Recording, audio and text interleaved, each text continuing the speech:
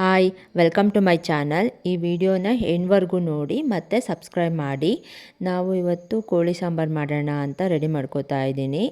So ಖಾರ ರುಬ್ಬೋಕ್ಕೆ ಈರುಳ್ಳಿ, ಬೆಳ್ಳುಳ್ಳಿ, ಕೊತ್ತಂಬರಿ ಸೊಪ್ಪು ಮತ್ತು ಶುಂಠಿ ಇಲ್ಲಿ ತೊಗೊಂಡಿದ್ದೀವಿ.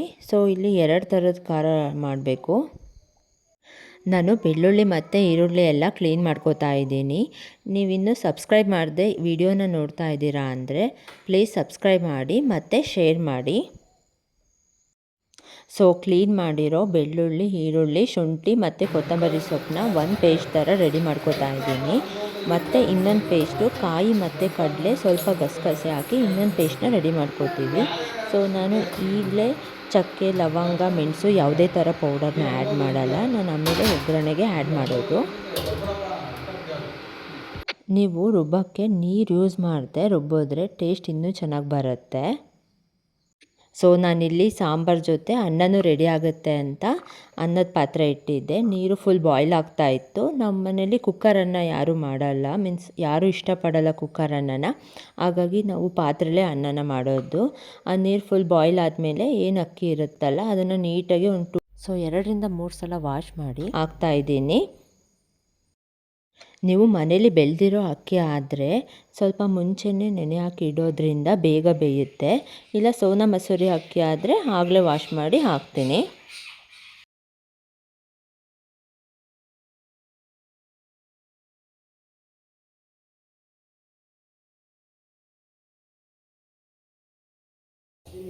ಸೊ ನೆಕ್ಸ್ಟು ಕುಕ್ಕರ್ ಇಟ್ಟು ಕುಕ್ಕರ್ಗೆ ಒಂದು ಸ್ವಲ್ಪ ಆಯಿಲ್ ಹಾಕಿ, ಅಂದರೆ ಆಯಿಲ್ನ ನೋಡ್ಕೊಂಡು ಹಾಕ್ಕೊಳ್ಳಿ.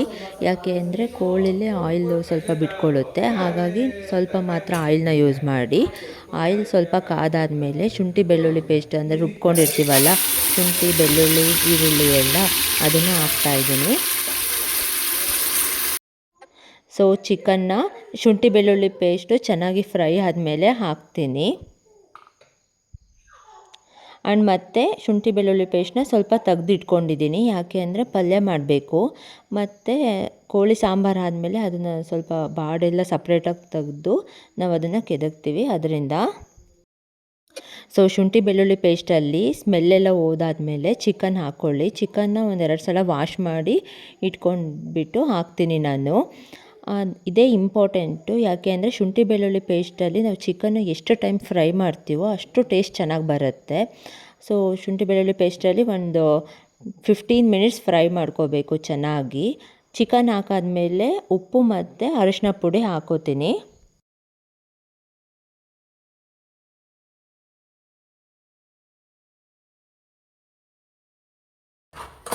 ಸೊ ನಾನಿಲ್ಲಿ ಇನ್ನೊಂದು ಕಾಯಿದು ಪೇಸ್ಟ್ ಮಾಡ್ಕೊಳ್ಳೋಕ್ಕೆ ಕಾಯಿ, ಸ್ವಲ್ಪ ಕಡಲೆ ಮತ್ತು ಗಸಗಸೆ, ನೀವು ಬೇಕಾದರೆ ಗೋಡಂಬಿನೂ ಆ್ಯಡ್ ಮಾಡ್ಬೋದು. ನಾನು ಆದರೆ ಗೋಡಂಬಿ ಏನು ಹಾಕಿಲ್ಲ. ಸೊ ಅನ್ನನ ಹಾಗೆ ಸೈಡಲ್ಲಿ ಇಟ್ಟಿದ್ನಲ್ಲ, ಅನ್ನ ಆಲ್ರೆಡಿ ಬೆಂದಿದೆ ನೋಡಿ. ಇವಾಗ ಈ ರೀತಿ ನಾವು ನೋಡಿದ್ರೆ ಅದು ಹಿಂಗೆ 2 ಪಾರ್ಟ್ ಆಗಬೇಕು, ಆವಾಗ ಬೆಂದಿದೆ ಅಂತ.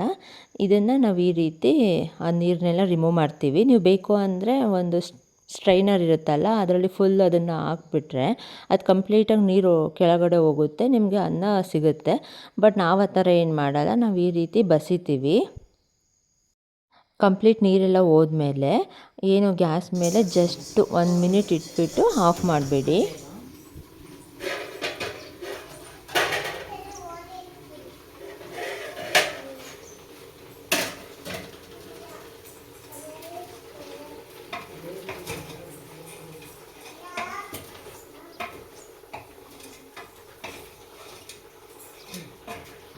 ಸೊ ಪಲ್ಯ ಮಾಡೋಕ್ಕೆ ಕರಳು ಉದ್ದ ಇರುತ್ತಲ್ಲ ಅದನ್ನು ಚಿಕ್ಕ ಚಿಕ್ಕದಾಗಿ ಕಟ್ ಮಾಡ್ತಾ ಇದ್ದೀವಿ. ಸೊ ನಮ್ಮ ಮನೇಲಿ ಹೇಗೆ ಅಂದರೆ ಸಾಂಬಾರು ಎಷ್ಟು ಇಂಪಾರ್ಟೆಂಟೋ ಅಷ್ಟೇ ಪಲ್ಯನೂ ಸಹ ಇಂಪಾರ್ಟೆಂಟು. ಸೊ ಚಿಕನ್ನಲ್ಲಿ ನೀರು ಬಿಟ್ಕೊಂಡು ಆದಮೇಲೆ, ಅಂದರೆ ಅದು ನೀರು ಬಿಡೋದು ಗೊತ್ತಾಗುತ್ತೆ, ಫುಲ್ ನೀರು ಥರ ಆಗಿರುತ್ತೆ. ಅದಾದಮೇಲೆ ಇದು ಚಕ್ಕೆ, ಲವಂಗ, ಮೆಣಸು 3 ಪೌಡರ್ನೂ ಆ್ಯಡ್ ಮಾಡ್ಕೊಳ್ಳಿ. ಸ್ವಲ್ಪ ಆ್ಯಡ್ ಮಾಡಿಕೊಂಡು ಸ್ವಲ್ಪ ಚೆನ್ನಾಗಿ ಫ್ರೈ ಮಾಡ್ಕೊಳ್ಳಿ. ಆಮೇಲೆ ಖಾರದ ಪುಡಿ ಮತ್ತು ಸಾಂಬಾರು ಪುಡಿನ ಆ್ಯಡ್ ಮಾಡಿ. ಆಮೇಲೆ ನೀವು ಜನರಲಾಗಿ ನಾನು ಹೇಳ್ತಾ ಇರೋದು 1 ಕೆ ಜಿ ಚಿಕನ್ ಮಾಡಬೇಕು ಅಂದರೆ ಒಂದು 2 ಟೇಬಲ್ ಸ್ಪೂನ್ ಖಾರದ ಪುಡಿ ಮತ್ತು ಒಂದು 3 to 4 ಟೇಬಲ್ ಸ್ಪೂನ್ ಸಾಂಬಾರು ಪುಡಿ ಬೇಕಾಗುತ್ತೆ. ಈರುಳ್ಳಿ ಒಂದು 3 ಈರುಳ್ಳಿ, ಒಂದು 2ರಿಂದ 3 ಬೆಳ್ಳುಳ್ಳಿ ಮತ್ತು 1½ ಇಂಚು ಶುಂಠಿ ಬೇಕಾಗುತ್ತೆ. ನಾನು 1 ಕೆ ಜಿ ಚಿಕನ್ಗೆ ಸಾಂಬಾರು ಮಾಡೋಕ್ಕೆ ಹೇಳ್ತಾ ಇರೋದು. ಖಾರದ ಪುಡಿ ಮತ್ತು ಸಾಂಬಾರು ಪುಡಿ ಹಾಕಿದ ಮೇಲೆ ಸ್ವಲ್ಪ ಚೆನ್ನಾಗಿ ಒಂದು 10 ನಿಮಿಷ ಫ್ರೈ ಮಾಡಿ. ನಾವು ಸಾಂಬಾರು ಪುಡಿನ ಮನೇಲೇ ಮಾಡೋದು, ಹೊರಗಡೆಯಿಂದ ನಾವೇನು ತರಲ್ಲ. ಒಂದು 10 ನಿಮಿಷ ಫ್ರೈ ಮಾಡಾದಮೇಲೆ ಕಾಯ್ದು ಪೇಸ್ಟ್ ಮಾಡ್ಕೊಂಡಿರ್ತೀವಲ್ಲ ಅದನ್ನು ಹಾಕಿ. ನಿಮಗೆ ನೀರು ನೋಡ್ಕೊಳ್ಳಿ, ನಿಮಗೆ ನೀರು ಎಷ್ಟು ಬೇಕು, ನೀವು ಗಟ್ಟಿಯಾಗಿ ಯೂಸ್ ಮಾಡ್ತೀರಾ ಇಲ್ಲ ನೀವು ಸಾಂಬಾರು ಸ್ವಲ್ಪ ತೆಳುವಾಗಿ ಬೇಕಾ ಅದನ್ನು ನೋಡಿಬಿಟ್ಟು ನಾವು ನೀರು ನಮಗೆ ಎಷ್ಟು ಬೇಕು ಅಂತ ಅಷ್ಟು ಹಾಕ್ಕೊಂಡು ಕ್ಲೋಸ್ ಮಾಡ್ಕೊಳ್ಳಿ. ಸೊ ಒಂದು 3 to 4 ವಿಷಲ್ ಹಾಕಿಸ್ಬೇಕು. ಸೊ ಅನ್ನ ಮತ್ತು ಸಾಂಬಾರು ಆಯಿತು. ನಾವಿಲ್ಲಿ ಮುದ್ದೆ ಮಾಡೋಣ ಅಂತ ಹೇಳ್ಬಿಟ್ಟು ಪಾತ್ರೆ ಇಟ್ಟಿದ್ದೀವಿ. ಮೊದಲೆಲ್ಲ ನಾವು ಸಹ ಅಂದರೆ ತಪ್ಪಲಲ್ಲೇ ಮುದ್ದೆ ಮಾಡ್ತಿದ್ದು, ಬಟ್ ಇವಾಗ ಈ ಥರ ಮುದ್ದೆಲ್ಲೂ ಸ್ವಲ್ಪ ಮಾಡ್ರನ್ ಆಗಿದ್ದಾರೆ. ಸೊ ಆ ಮುದ್ದೆ ನೀರು ಏನು ಇಟ್ಟಿರ್ತೀವೋ ಅದು ಬಾಯ್ಲ್ ಆಗಬೇಕಾದ್ರೆ ಸ್ವಲ್ಪ ಹಸಿಟ್ಟು ಹಾಕಿದ್ರೆ ಅದು ಇನ್ನೂ ಸ್ವಲ್ಪ ಇದೇ ರೀತಿ ಬಾಯ್ಲ್ ಆಗ್ತಾ ಇರುತ್ತೆ. ಅದಾದಮೇಲೆ ನಮ್ಗೆ ಎಷ್ಟು ಬೇಕೋ ಅಷ್ಟು ಹಸಿಟ್ಟು ಹಾಕ್ಕೋಬೇಕು. ಮುದ್ದೆ ಎಲ್ಲ ಆಗಿದೆ. ಇವಾಗ ನೆಕ್ಸ್ಟ್ ಪಲ್ಯ ಮಾಡಬೇಕು. ಅದಕ್ಕೆ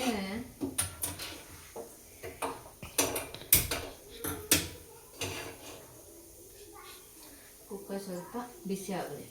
ಅದಕ್ಕೆ ನಾವು ಆಗಲೇ ಶುಂಠಿ ಬೆಳ್ಳುಳ್ಳಿ ಪೇಸ್ಟ್ ರುಬ್ಬಿದ್ವಲ್ಲ ಅದನ್ನು ಸ್ವಲ್ಪ ನಾನು ತೆಗೆದಿಟ್ಕೊಂಡಿದ್ದೀನಿ. ಮತ್ತು ಇದು ಕರುಳು ಮತ್ತು ಕಾಯಿ ತುರಿ.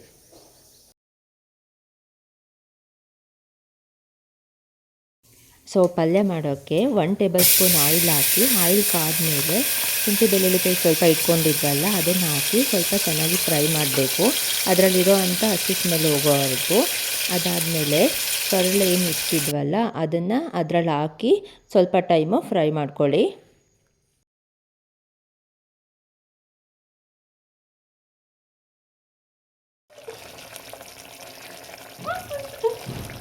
ಸೊ ನಾನು ಪಲ್ಯ ಮಾಡೋದಕ್ಕೆ ಇಂಗ್ರೀಡಿಯೆಂಟ್ ತೋರಿಸಿದ್ನಲ್ಲ ಅದರಲ್ಲಿ ಕಡಲೆಬೇಳೆನ ಹೇಳೋದು ಮರ್ತಿದ್ದೆ. ಸೊ ಅದಕ್ಕೆ ಒಂದು ಬೌಲಷ್ಟು ಕಡಲೆಬೇಳೆ ಹಾಕಬೇಕು, ಟೇಸ್ಟ್ ಚೆನ್ನಾಗಿ ಬರುತ್ತೆ. ನೀವು ಬೇಕಾದರೆ ಕಾಯಿ ಪೀಸ್ಗೂ ಸಹ ಆ್ಯಡ್ ಮಾಡ್ಬೋದು. ಅಂದರೆ ಕಾಯಿನ ಚಿಕ್ಕದಾಗಿ ಕಟ್ ಮಾಡಿಬಿಟ್ಟು ಕಡಲೆಬೇಳೆ ಬೇಡ ಅಂದರೆ ಕಾಯಿ ಪೀಸ್ ಹಾಕ್ಕೋಬೋದು, ಅದು ಟೇಸ್ಟ್ ಚೆನ್ನಾಗಿರುತ್ತೆ. ಬಟ್ ಇಲ್ಲಿ ನಾವು ಸ್ವಲ್ಪ ಕಡಲೆಬೇಳೆನೇ ಜಾಸ್ತಿ ಯೂಸ್ ಮಾಡ್ತೀವಿ.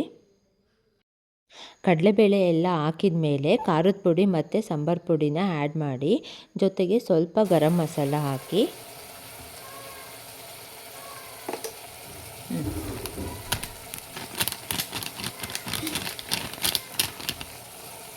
ಗರಂ ಮಸಾಲ ಜಾಸ್ತಿ ಆಗಲಿಲ್ವಾ? ಎಲ್ಲ ಹಾಕಿ ಸ್ವಲ್ಪ ಫ್ರೈ ಮಾಡಿದ್ದಾದಮೇಲೆ ನಿಮಗೆ ನೀರು ಎಷ್ಟು ಬೇಕೋ ಅಷ್ಟು ನೋಡಿ. ಅಂದರೆ ಅದು ಕಡಲೆಬೇಳೆ ಎಲ್ಲ ಬೇಯೋಕ್ಕೆ 1 ಕಪ್ ನೀರು ಹಾಕ್ಬಿಟ್ಟು, ಜೊತೆಗೆ ಕಾಯಿ ತುರಿ ಮತ್ತು ಕೊತ್ತಂಬರಿ ಸೊಪ್ಪು ಹಾಕ್ಬಿಟ್ಟು ಕುಕ್ಕರ್ ಕ್ಲೋಸ್ ಮಾಡಿ ಮತ್ತು 1-2 ವಿಷಲ್ ಹಾಕ್ಕೊಳ್ಳಿ. ಸೊ ನಾವಿಲ್ಲಿ ಮುದ್ದೆ ಮಾಡೋಕ್ಕೆ ಅಂತ ಇಟ್ಟಿದ್ವಲ್ಲ ನೀರು, ಆ ನೀರು ಸ್ವಲ್ಪ ಜಾಸ್ತಿ ಆಗಿತ್ತು. ಅದಕ್ಕೆ ಆ ನೀರನ್ನ ಸ್ವಲ್ಪ ತೆಗೆದಿಟ್ಕೊಂಡು ಆಮೇಲೆ ಹಸಿಟ್ಟು ಹಾಕ್ಕೋತೀವಿ.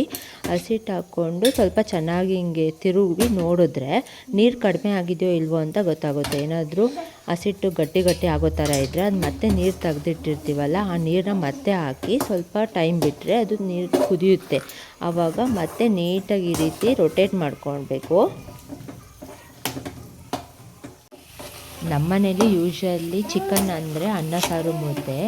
ಬಿರಿಯಾನಿ ಎಲ್ಲ ಯಾರೂ ಅಷ್ಟು ಇಷ್ಟಪಡಲ್ಲ. ನನಗೆ ಬಿರಿಯಾನಿ ತುಂಬ ಇಷ್ಟ. ಬಟ್ ಇಲ್ಲಿ ಚಿಕನ್ ತಂದರೆ ಮುದ್ದೆನೇ ಬೇಕು, ಬೇರೆ ಎಲ್ಲ ಏನೂ ಅಷ್ಟು ಅವ್ರಿಗೆ ಇಷ್ಟನೂ ಆಗಲ್ಲ, ನಾವು ಮಾಡೋದು ಇಲ್ಲ.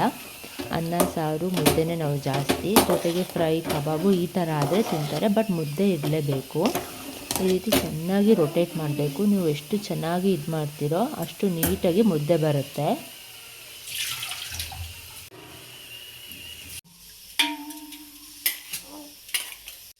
ಮುದ್ದೆನ ಚೆನ್ನಾಗಿ ಮಸ್ತಾದಮೇಲೆ ಅಲ್ಲೇ 1 ನಿಮಿಷ ಗ್ಯಾಸ್ ಆನ್ ಮಾಡಿಬಿಟ್ಟು ಬಿಡಿ. ನೆಕ್ಸ್ಟು ತೆಗೆದು ಅದನ್ನು ಮತ್ತೆ ಬಾಣಲೆಯಲ್ಲಿ ಚೆನ್ನಾಗಿ ಮಸಿಬೇಕು. ನೀವೆಷ್ಟು ಚೆನ್ನಾಗಿ ಮಸಿತೀರೋ ಅಷ್ಟು ನಯಸ್ಸಾಗಿ ಮುದ್ದೆ ಬರುತ್ತೆ, ಮಸ್ತು. ಆಮೇಲೆ ಒಂದು ಸ್ವಲ್ಪ ಮುದ್ದೆನ ಅದರಲ್ಲಿ ತೊಗೊಂಡು ಈ ರೀತಿ ಕಟ್ಟಬೇಕಾಗತ್ತೆ. ಕಟ್ಟಿ ಒಂದು ರೌಂಡ್ ಶೇಪ್ ಬರೆಸಿ ಅದರಲ್ಲಿ ಎಕ್ಸ್ಟ್ರಾ ಇದ್ದಿದ್ದ ಮುದ್ದೆನ ಹಸಿಟ್ಟನ್ನ ಸ್ವಲ್ಪ ತೆಗ್ದಾಕ್ಬಿಟ್ಟು ರೌಂಡ್ ಶೇಪಲ್ಲಿ ಮಾಡ್ತೀವಿ.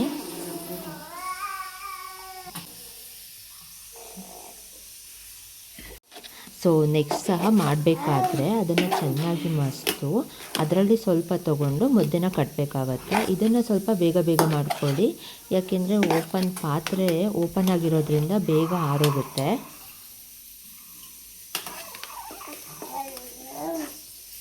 ನೆಕ್ಸ್ಟು ಚಿಕನ್ ಸಾಂಬಾರೆಲ್ಲ ಆಗಿರುತ್ತಲ್ಲ, ಅದರಲ್ಲಿರೋಂಥ ಪೀಸ್ನ ನಾವು ಸಪ್ರೇಟಾಗಿ ಈ ರೀತಿ ತೆಗಿತೀವಿ. ಯಾಕೆಂದರೆ ನಮ್ಮ ಮನೇಲಿ ಚಿಕನ್ ಸಾಂಬಾರಲ್ಲೇ ಪೀಸ್ ಬಿಟ್ಟರೆ ಯಾರಿಗೂ ಇಷ್ಟ ಆಗಲ್ಲ.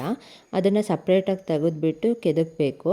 ಹಾಗಾಗಿ ಈ ಥರ ಹಪ್ಪಳ ತೆಗಿಯೋದಿರುತ್ತಲ್ಲ, ಅದರಲ್ಲಿ ತೆಗೆದ್ಬಿಟ್ಟು ಎಲ್ಲ ಪೀಸಸ್ನು ಕೆದಕ್ತೀವಿ. ಸೊ ಸಾಂಬಾರು ಈ ಕನ್ಸಿಸ್ಟೆನ್ಸಿಲಿ ಇದೆ. ನಿಮಗೆ ಏನಾದರೂ ಸ್ವಲ್ಪ ನೀರು ಬೇಕು ಅಂದರೆ ಆ್ಯಡ್ ಮಾಡ್ಕೋಬೋದು. ಹಣ್ಣು ಪಲ್ಯ ರೆಡಿ ಆಗಿದೆ. ಒಂದು ಪಾತ್ರೆಗೆ ಸ್ವಲ್ಪ ಆಯಿಲ್ ಹಾಕಿ, ಆಯಿಲ್ ಕಾದ್ಮೇಲೆ ಸ್ವಲ್ಪ ಶುಂಠಿ ಬೆಳ್ಳುಳ್ಳಿ ಪೇಸ್ಟ್ ಹಾಕಿ, ಚಕ್ಕೆ ಲವಂಗ ಮೆಣಸು ಸ್ವಲ್ಪ ಸ್ವಲ್ಪ ಹಾಕಿ ಫ್ರೈ ಮಾಡ್ಕೊಳ್ಳಿ. ಮತ್ತು ಅಲ್ಲಿ ತೆಗ್ದಿಟ್ಟಿರ್ತೀವಲ್ಲ ಚಿಕನ್ನ, ಅದನ್ನು ಅದರಲ್ಲಿ ಹಾಕಿ ಒಂದು 5 ಮಿನಿಟ್ಸ್ ಫ್ರೈ ಮಾಡಿದ್ರೆ ನಿಮಗೆ ರೆಡಿ ಆಗುತ್ತೆ. ಸೊ ಈ ಲಾಗಲ್ಲಿ ಚಿಕನ್ ಸಾಂಬಾರು, ಅನ್ನ ಮುದ್ದೆ ಮತ್ತು ಪಲ್ಯ ಹೇಳಿದ್ದೀನಿ. ನಿಮಗೆ ಈ ಲಾಗ್ ಇಷ್ಟ ಆದರೆ ಪ್ಲೀಸ್ ಸಬ್ಸ್ಕ್ರೈಬ್ ಮಾಡಿ, ಹಾಗೆ ಸಪೋರ್ಟ್ ಮಾಡಿ. ಮತ್ತೆ ಮುಂದಿನ ಲಾಗಲ್ಲಿ ಸಿಗ್ತೀನಿ. ಅಲ್ಲಿವರೆಗೂ ಬಾಯ್ ಬಾಯ್.